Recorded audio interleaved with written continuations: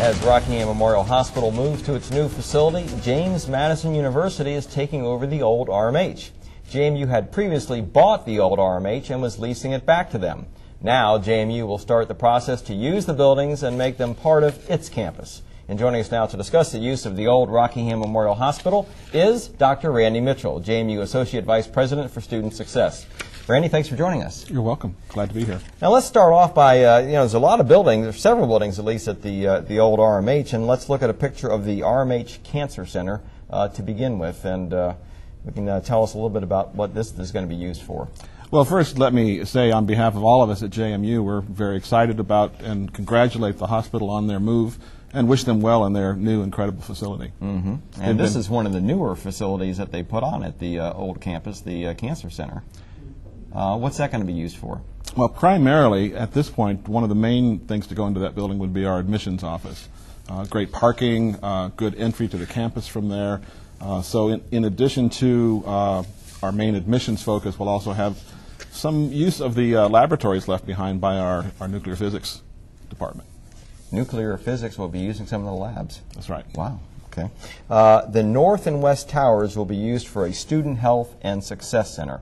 We'll take a picture and look at this, and this is probably part of the hospital there that people maybe identify with the emergency room is in that area. Tell us about the Student Success Center. This is something you are intimately involved in. Indeed. We've been planning for about 2 years on this facility. In addition to all of the functions that have to do with student health, the counseling center, our health center, we're also putting all of our functions that have to do with student success, academic support, and some additional student services into that building. All in all, we'll have 15 departments in that facility, and we're going beyond, I think, what any other institution has done in terms of putting our health and our success functions all in the same place. This is fairly unique, I guess, compared to across the country as far as the student success? It is. We're not aware of anyone who has gone to this scope or scale in terms of putting these programs together. And beyond being a student center as such, it's really a student and faculty and staff center. It'll be a shared facility with the entire campus using the facility. Will you take over all of the north and west tower?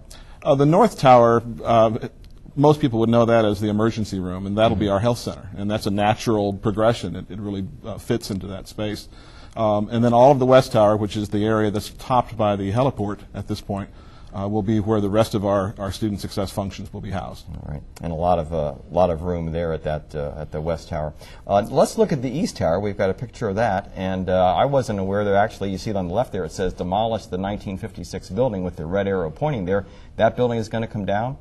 That building is the one that's the least usable. We can't use it in terms of accessibility, and what that will become is a new plaza, a new green area for the campus. That's an important consideration for us to have some additional lawn and plaza space, and that will be the way that this new facility opens up into the rest of the campus. The east tower is, I guess most people would associate that with ward rooms. We haven't begun the planning on that yet, but it certainly will lend itself to a number of offices and usable spaces. And finally, the Wine Price building is actually that building circled there in red, and that's still to be determined? That is. There are some administrative functions that will be going into that space.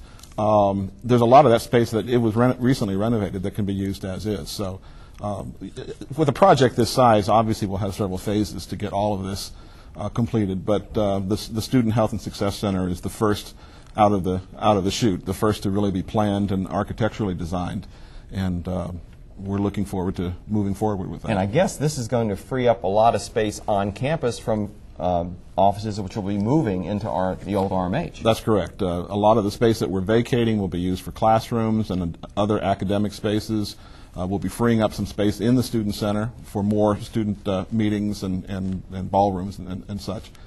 So it really allows the university to expand and to create the kinds of spaces that we think our students need to be successful. All right. Dr. Randy Mitchell, the JMU Associate Vice President for Student Success, I want to thank you for joining us.